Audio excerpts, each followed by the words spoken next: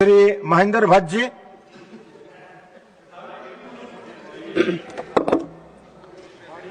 माननीय सभापति महोदय जी, आपने मुझे सदन में ग्रामीण विकास मंत्रालय की अनुपूरक मांगों के संदर्भ में बोलने का अवसर दिया। इसके लिए मैं आपका और इस सदन का हृदय से आभार व्यक्त करता हूं। महोदय, मैं उत्तराखंड से आता हूं, जो देवभूमि है, वह प्रदेश जहां के गांव हिमालय की गोद में बसे हैं, जहां की बेटियां पहाड़ की तरह मजबूत हैं, जहां का किसान कठिन भूगोल से लड़ते हुए भी देश के लिए अन्न उगाता है। लेकिन महोदय, इसी उत्तराखंड का एक दर्द भी था, पलायन का दर्द। गांव खाली हो रहे थे, युवा रोजगार के लिए मैदानों की तरफ भाग रहे थे, बुजुर्ग और महिलाएं अकेली पड़ती जा रही थी और इसे हम घोस्ट विलेज कहते थे, भूतिया गांव। आज मैं यह कहने के लिए खड़ा हुआ हूं कि वे गांव भूतिया नहीं रहे, उनमें फिर से रोशनी आ रही है और इसका श्रेय जाता है हमारे देश के यशस्वी प्रधानमंत्री आदरणीय श्री नरेंद्र मोदी जी को और ग्राम्य विकास की उन नीतियों को जिन्होंने ग्रामीण भारत की काया पलट दी है। महोदय, किसी सरकार की नीयत उसके बजट में झलकती है। एक दशक पहले ग्रामीण विकास का बजट करीब 90,000 करोड़ था, जो आज वही बजट 2.75 लाख करोड़ से अधिक हो गया है, यानी कि 3 गुना अधिक बजट इसके लिए प्रस्तावित हुए। प्रधानमंत्री आवास का बजट भी 3 गुना बढ़ा है। पंचायती राज को सीधे मिलने वाला धन भी लगभग 2 गुने से अधिक हो गया है। महोदय, यह केवल संख्या नहीं है, यह एक घोषणा है कि इस सरकार के लिए गांव सिर्फ वोट बैंक नहीं, विकास का केंद्र है। पहले की सरकारें गांव को याद करती थी चुनाव के वक्त। मोदी जी की सरकार गांव को याद करती है बजट के वक्त, नीति के वक्त और हर फैसले के वक्त। महोदय, उत्तराखंड में एक कहावत है, जहां सड़क नहीं वहां सरकार नहीं। दशकों तक हमारे पहाड़ी गांव इसी तकलीफ से जीते रहे।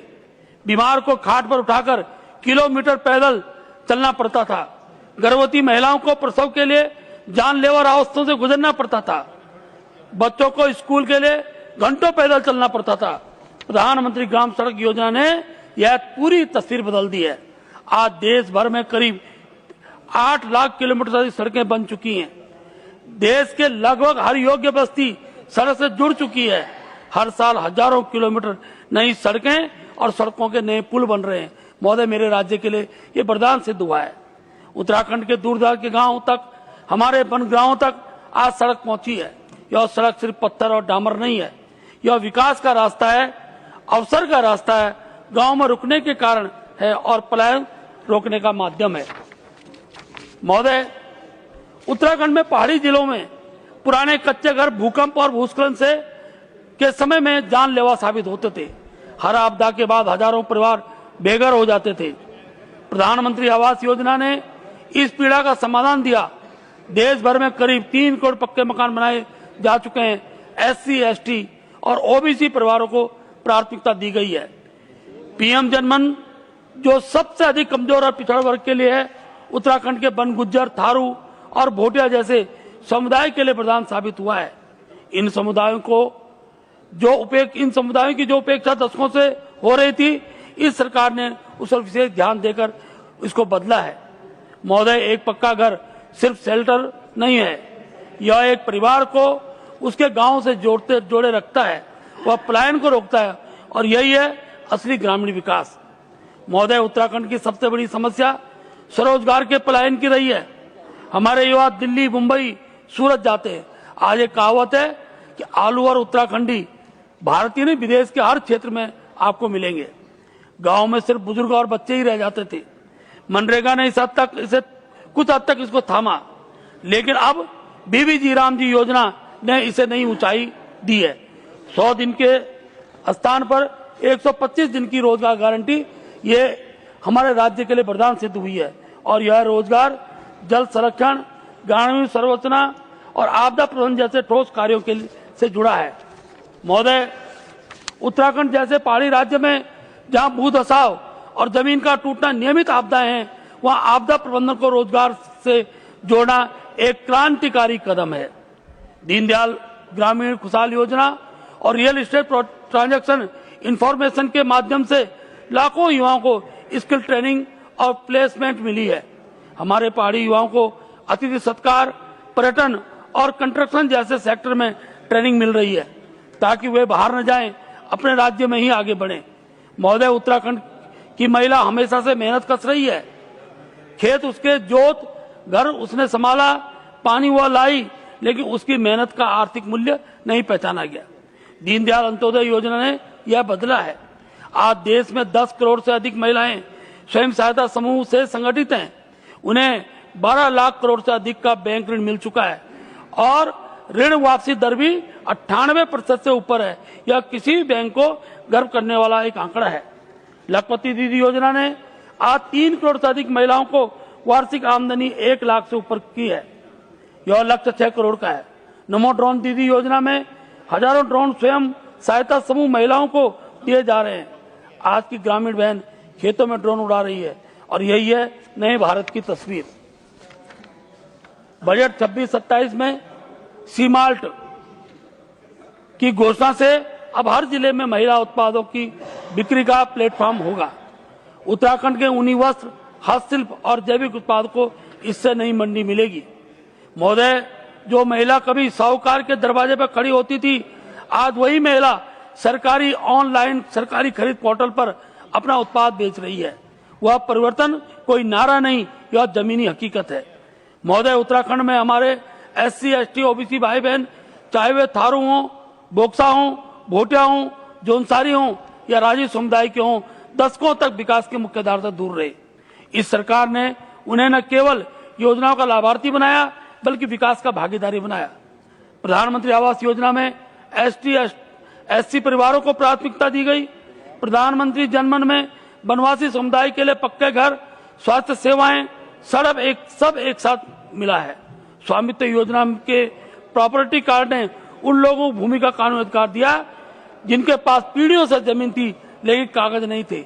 आज वे उस जमीन पर ऋण ले सकते हैं, निवेश कर सकते हैं। स्टैंड अप इंडिया के माध्यम से हर बैंक शाखा में कम से कम एक SC, ST या महिला उद्यमी को ऋण मिल रहा है।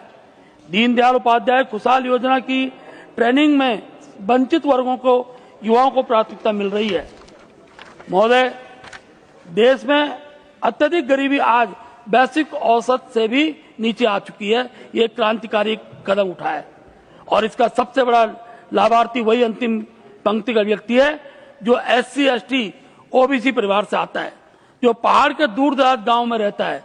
यही है सच्चा सामाजिक न्याय। नारे में नहीं, नीतियों में झलकता है।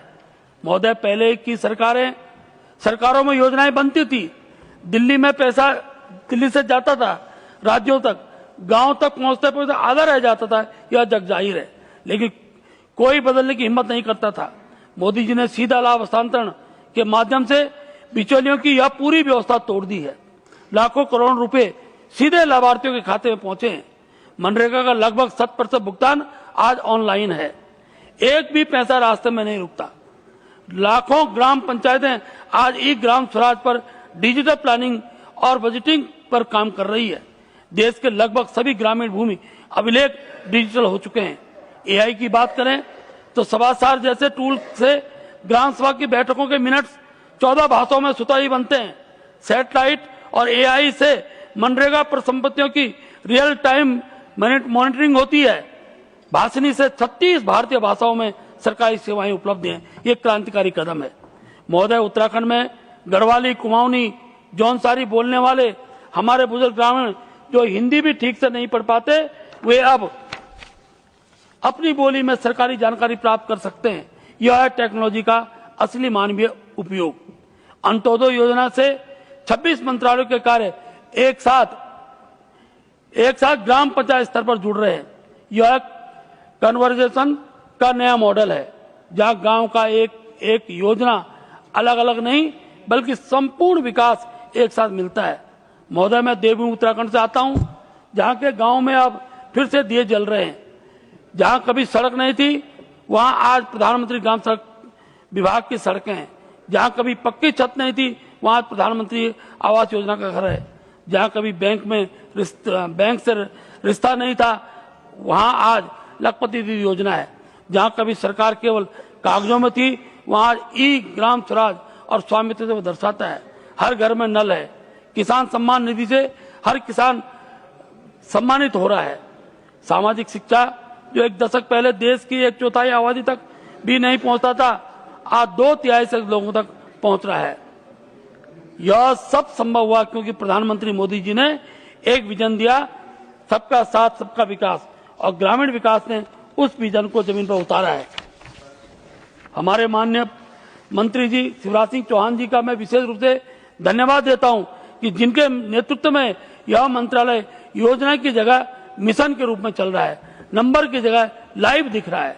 महोदय, ग्रामीण भारत केवल लाभार्थी नहीं, वह विकसित भारत 2047 का आर्किटेक्ट है, और वह दिन आएगा जब भारत एक विकसित राष्ट्र होगा। उस दिन इतिहास लिखेगा कि उस यात्रा को नींव हमारे गांव पड़ी है। महोदय, बहुत बहुत धन्यवाद।